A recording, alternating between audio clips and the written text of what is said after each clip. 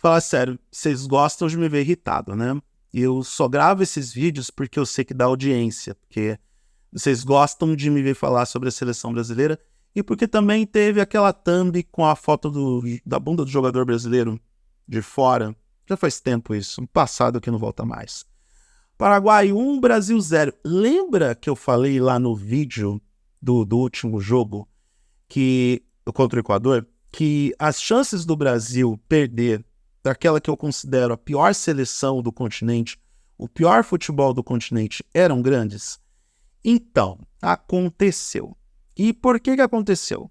E eu estou falando do Paraguai como o pior futebol, baseado no desempenho que apresentou na Copa América, que a gente goleou esse mesmo Paraguai, e baseado em tudo que se apresentou em campo hoje.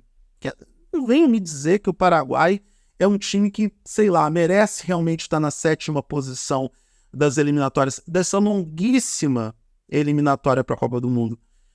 Vamos tentar comparar Paraguai e Peru para ver se tem muita diferença, além da diferença numérica em pontos? Da qualidade de futebol não tem. O Paraguai é tão ruim que nessas eliminatórias só marcou 1 gol.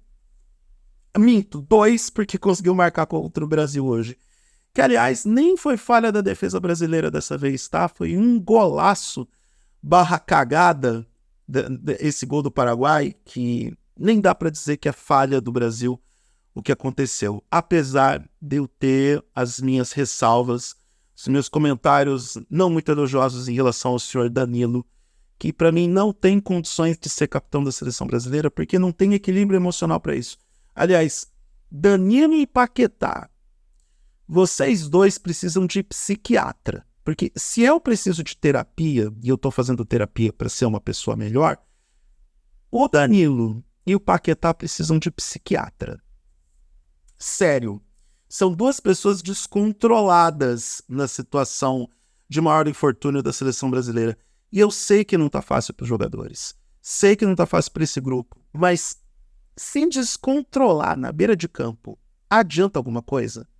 Brigar com torcida como o senhor Danilo fez durante a Copa América nos Estados Unidos, adiantou alguma coisa? Não é pela derrota, é pelo desempenho ruim. Já foi ruim contra o Equador, foi pior ainda contra o Paraguai. O jogo em si foi horroroso, tecnicamente um nível baixíssimo das duas seleções. Mas convenhamos, a gente está falando da seleção brasileira, onde esse grupo todo basicamente joga na Europa. Alguns deles jogam nos melhores times do mundo, com os melhores elencos. Como é que isso está acontecendo? Bom, temos algumas explicações. E aí não adianta, a gente tem que olhar para um jogador em específico que eu acho que é o retrato dessa ausência de criatividade, ausência de esquema tático, ausência de equilíbrio. A ausência é o nada, é o senhor Vinícius Júnior. Porque é dele que a gente espera o desempenho de um jogador que neste momento está indicado como um dos melhores do mundo e que pode ganhar o título de melhor do mundo por tudo o que fez na temporada pelo Real Madrid. E aí, a gente tem que pensar um pouco. Quem que é o treinador do Real Madrid? Carlo Ancelotti. Não dá para comparar o Fernando Diniz, o Perninha, o Dorival Júnior com o Ancelotti. Não dá. São mundos completamente diferentes. Aliás, eu vou chegar no Dorival Júnior. Ele deu uma declaração na coletiva de imprensa para o jogo contra o Paraguai que eu vou marcar este homem até o resto da trajetória dele na seleção brasileira. Eu falo sobre isso até o final do vídeo, mas vamos voltar para o Vinícius Júnior. O Vinícius Júnior, ele é treinado pelo Ancelotti no Real Madrid, e eu estou dizendo óbvio. Mais óbvio ainda é que ele está perfeitamente encaixado a um esquema de jogo que favorece as suas capacidades físicas e técnicas. E ele joga do lado de jogadores do porte de Luka Modric, Toni Kroos que se aposentou, do Mbappé agora, do Rodrigo, que está com um ótimo desempenho. Até o Rodrigo foi mal hoje contra o Paraguai.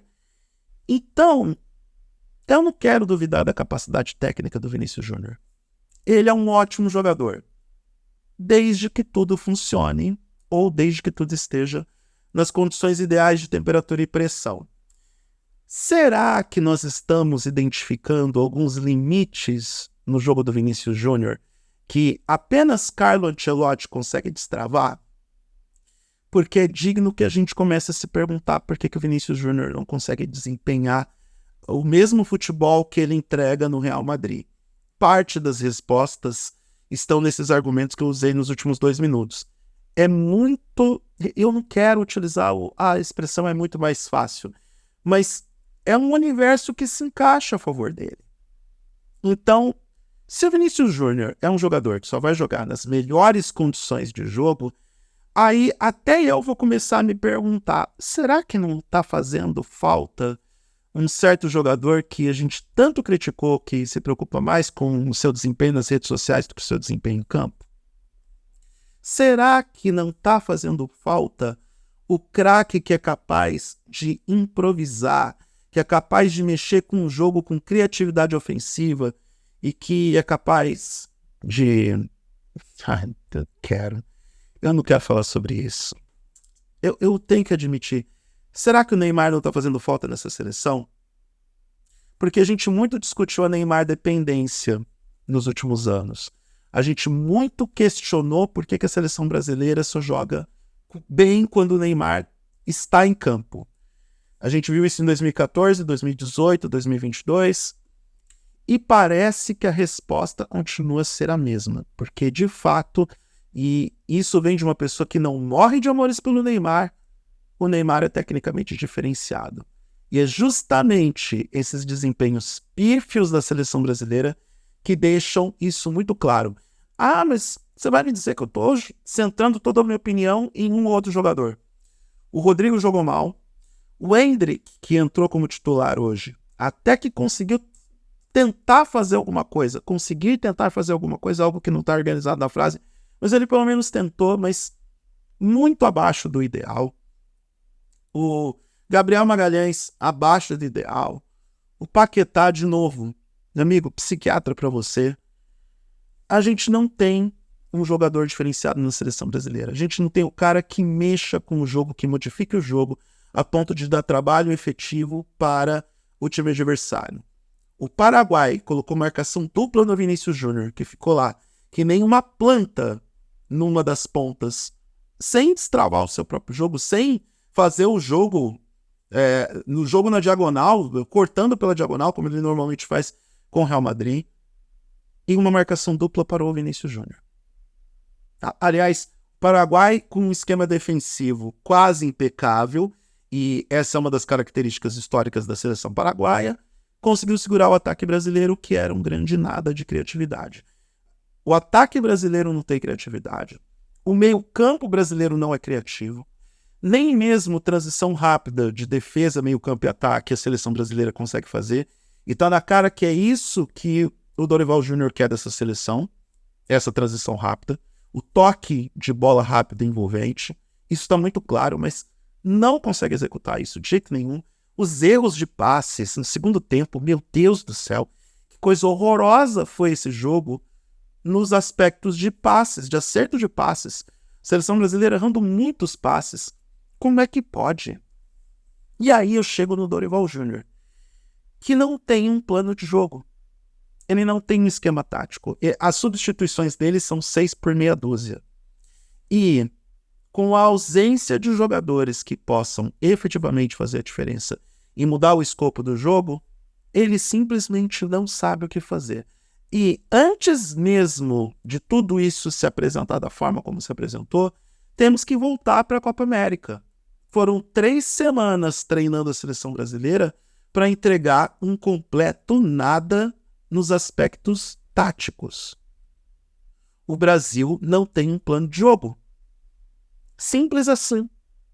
A gente tem um desenho de um time que tenta fazer aproximação para os toques rápidos de defesa e meio campo, as triangulações estão ali, mas quando chega no ataque, você tem Vinícius Júnior, Rodrigo e Endrick espalhados nas pontas, sem o fator de aproximação, sem o fator de improvisação, e eu devo dizer que o futebol brasileiro definitivamente, e eu pareço velho falando isso, que o futebol brasileiro perdeu a sua capacidade de improvisação, os nossos jogadores estão presos a esquemas táticos e presos à metodologia do futebol europeu, isso é fato, e a gente vê isso claramente com o desempenho do Vini Júnior.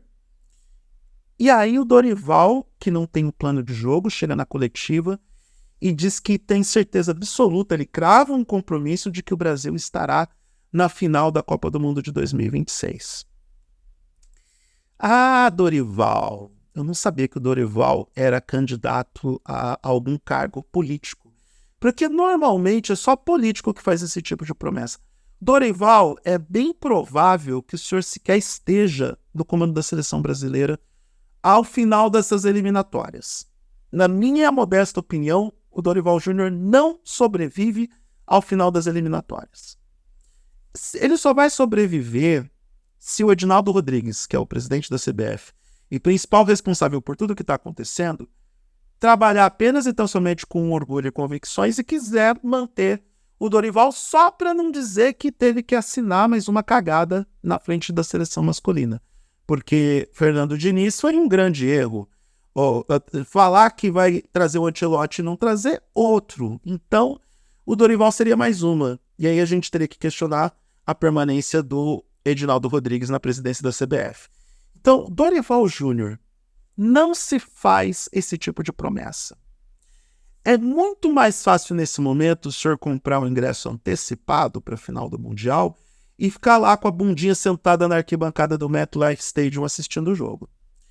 Essas são as maiores possibilidades do Dorival Júnior em se fazer presente no final da Copa do Mundo de 2026. E não acredito, de jeito nenhum, promessa de político. Essa seleção brasileira está perigando não se classificar para a Copa do Mundo. E não é um exagero. Não é um exagero. Eu acho que o Brasil vai se classificar porque, caramba, são 6 vagas diretas, mais uma sétima por repescagem. Se o Brasil não se classificar para a Copa do Mundo, é o ápice da incompetência suprema. Sério, se a gente se reunir aqui em Floripa, juntar uma galera na Praça 15, bater bola 15 minutos e decidir participar das eliminatórias, a gente consegue se classificar na frente do Peru e do Chile, que nesse momento estão fora da Copa do Mundo. E ainda acho que o Chile pode melhorar e se recuperar. Sincero e honestamente, acho que isso pode acontecer. Então, mais um jogo horroroso do time da CBF. Faz tempo que eu não falo time da CBF em vídeo. Mais um jogo horroroso, com a cereja em cima desse bolo metafórico de cocô, que é essa declaração do Dorival Júnior. Cara, é quase um estelionatário. Me lembra os tempos do Parreira lendo a carta da Dona Lúcia no final da eliminação, após a eliminação da Copa do Mundo de 2014 contra a Alemanha. Me lembra isso. E tem uma galera falando na internet, eu super concordo, só para terminar, eu super concordo com a galera que fala assim, a gente tá vendo um meme sendo construído na nossa frente. Tenho dúvidas disso. E podem esperar que nós estaremos na decisão da Copa do Mundo. Podem me cobrar. Porque essa fala do Dorival, onde ele afirmou que a seleção brasileira de futebol estará na final da Copa do Mundo de 2026, é um meme sendo construído diante dos nossos olhos. Isso vai envelhecer tão mal, que vai ser a assinatura definitiva de um possível fim da carreira do Dorival. Porque, eu não me esqueço do ranço que eu tenho dele por ele ter abandonado São Paulo para pegar essa barca furada que é o time da CBF. E ele pegou porque ele quis, ele sabia o que ele estava pegando. Então, Dorival, se prepara que o senhor virou meme, tá? Essa fala foi recortada, vai ficar guardada nas pastinhas, nos computadores ou nos smartphones de um monte de gente. E quando o Brasil for eliminado da Copa de 2026, essa fala vai te perseguir pelo resto de sua vida. Eu espero estar errado. Eu espero que tudo mude. Eu quero ser otimista e acreditar que essa é apenas uma fase ruim e que o time da CBF vai melhorar. Mas eu sou realista. Esse time da CBF não chega de jeito nenhum no final da Copa E tem que tomar cuidado para se classificar para o Mundial. Porque neste momento está mais próximo da não classificação do que ter uma vaga garantida no torneio que será sediado por Estados Unidos, México e Canadá. E é isso.